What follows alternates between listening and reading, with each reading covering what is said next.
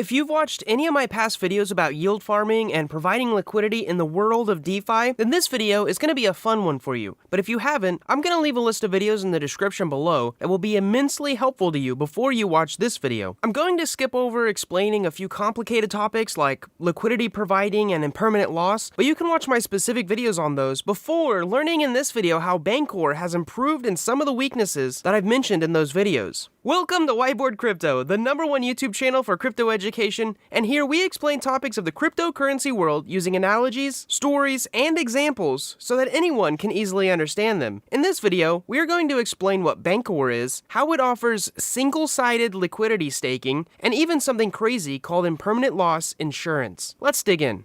First, let's go over a quick overview of Bancor. Technically, Bancor ICO'd in 2017, raising a whopping $153 million worth of ETH in under 3 hours. BNT, a token associated with Bancor, was one of the very first ERC-20 tokens, and Bancor itself was the very first automated market maker, a form of a decentralized exchange. Now, I'm not here to talk about the history of Bancor or explain how AMMs or DEXs work. In this video, I want to cover some new ideas I haven't covered on the channel before. There are 3 topics that I want to discuss in this video about Bancor regarding their current version 2, which is soon to be upgraded to version 3, but that'll be another video. We need to get these ideas explained first before moving forward. And before we dive in, I would like to thank Bancor for sponsoring this video. Number 1, single-sided staking. So the first idea that is worth explaining is that Bancor allows single-sided staking. This doesn't mean you have to provide one asset like Chainlink, and then the protocol takes half of it, sells it for ETH, and then provides both the Chainlink and the ETH to a liquidity pool like some of the other tools out there do. Bancor does not do this because they realize that it does something that not every liquidity provider wants.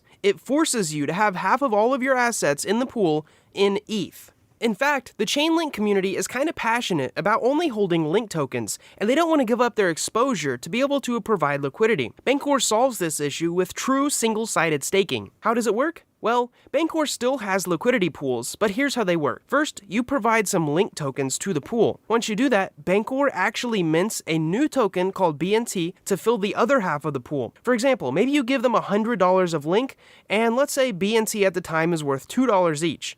Well, Bancor will actually create 50 new BNT tokens so that the pool is now 50% of link and 50% of BNT. This way, you've only provided link, and you only have exposure to the link tokens that you've provided. Now, I know what you're thinking. Doesn't that create a crazy inflationary market? They're printing BNT tokens almost as fast as the US prints dollars. Well, you may be correct about the second half, but whenever someone withdraws their link tokens from a pool, the BNT tokens originally minted by the protocol are then taken out of the pool and burned, meaning they are destroyed and gone forever. In reality, they kind of never go into circulation. Also, trading fees earned by the protocol-minted BNT are also burned for BNT upon the withdrawal of the associated user's stake. Now, let's say you wanted to trade Link to ETH through Bancor pools, right?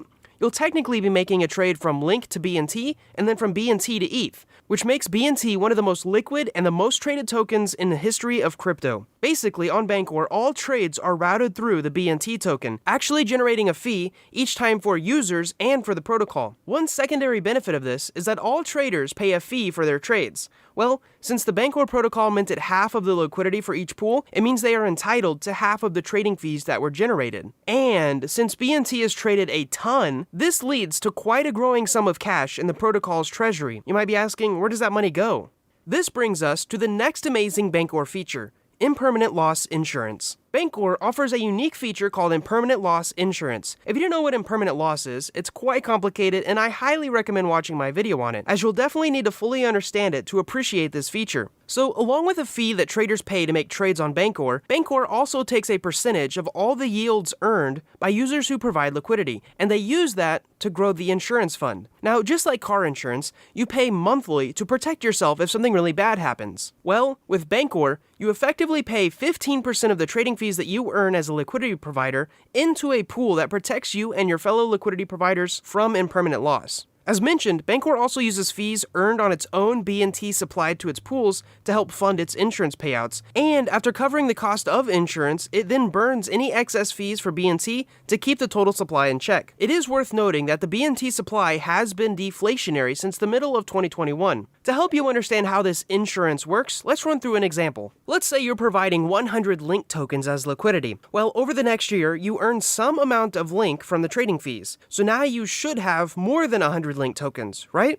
Not quite. Let's say Link price has significantly outperformed the market as you hoped it would. Due to the way that liquidity pools and impermanent loss work, during Link's price rise, your principal deposit of Link is sold off at a discount for the paired asset so that your cumulative stake may actually be worth less than if you simply held the paired assets in your wallet and maintained full exposure to your Link tokens. You were expecting to withdraw more Link from the pool since you were hopefully collecting Link from the fees, but you are actually left with 95 Link due to your earned fees being decimated by impermanent loss and now the permanent loss having eaten into your principal Link deposit. That may have sounded really complicated, but what it means in clear terms is that you lost 5 Link due to impermanent loss. This happens all the time on all kinds of different dexes. Well, Bancor makes an interesting deal with liquidity providers. They say, provide liquidity with us and you'll never have to worry about pulling out less Link than you put in. We'll track the number of tokens you originally deposit and ensure that you get back at least the same value whenever you withdraw, plus the trading fees and rewards earned on your stake. However, in exchange for this service, liquidity providers are simply asked to pay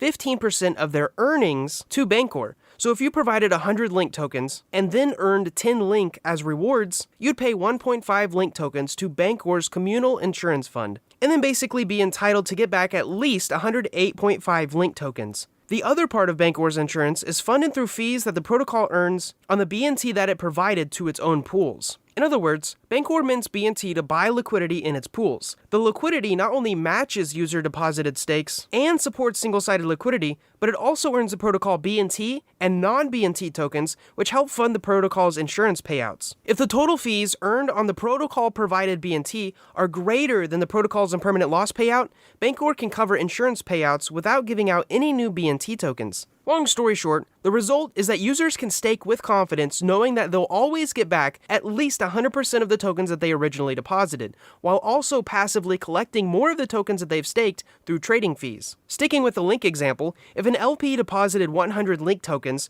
no matter what the price movement of Link is, they're always owed and will be able to take out at least 100 Link tokens plus the fees that have accrued on their stake. Now, sometimes Bancor may not be able to give you all of your tokens back in Link if the pool has suffered a large amount of impermanent loss and it hasn't accrued enough Link trading fees. Instead, Bancor will give you as many Link tokens as possible and then pay out the rest of the insurance with an equivalent value of BNT tokens. Now, just like with car insurance, if you go out and you total your car, you don't necessarily get the car fixed, but the insurance company will give you enough money to buy a new car. Bancor is basically doing the same thing with its insurance idea. They just print more BNT tokens to cover the insurance payout. Now, the great thing about both single-sided staking and impermanent loss insurance together is that you can actually provide Link tokens and passively earn more Link with 100% exposure to the upside of the token while also being protected from any impermanent loss you'd experience on another platform's pool. One thing I do want to note about the insurance feature is that currently you must provide liquidity for at least 100 days to receive the full insurance protection. Though I do hear that's changing in Bancor 3, when full insurance protection will basically be instantly offered whenever you provide liquidity. But that's for the next video. The last thing I want to mention is how these two features create a unique opportunity for Bancor. Since the collapse of DeFi 2.0 narrative, new protocols and DAOs out there are looking for places to basically provide liquidity safely and profitably so that their users can trade with the tokens efficiently. With a few of the laws out there, it is actually legally risky and maybe even illegal for a protocol to sell half of their supply and then use that capital to buy Ethereum to then effectively provide liquidity to Uniswap.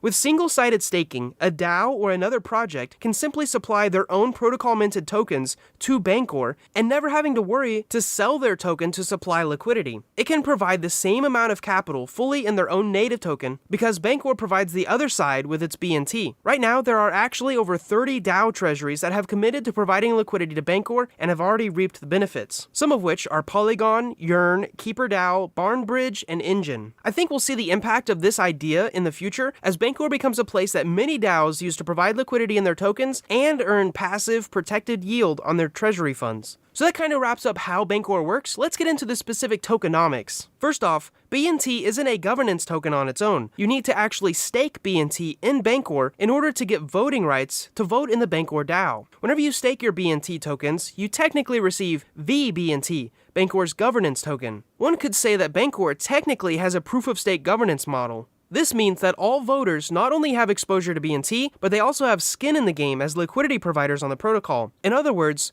all the voters in the Bancor DAO are both BNT holders and liquidity providers, while compared to DEX like Uniswap, token holders who do vote on the changes don't have to be liquidity providers.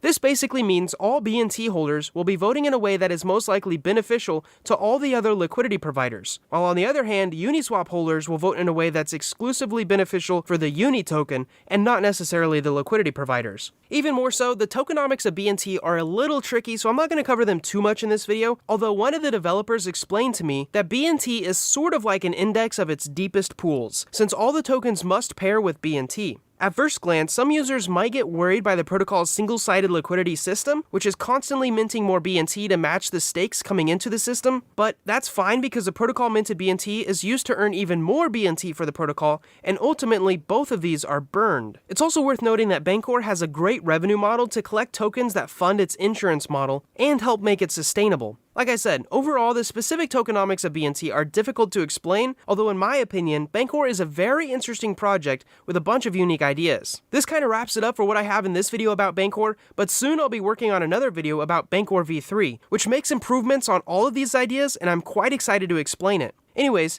thank you guys so much for watching this video. I hope that you've enjoyed it, I really hope that you've learned something, and most of all, I hope to see you in our next video.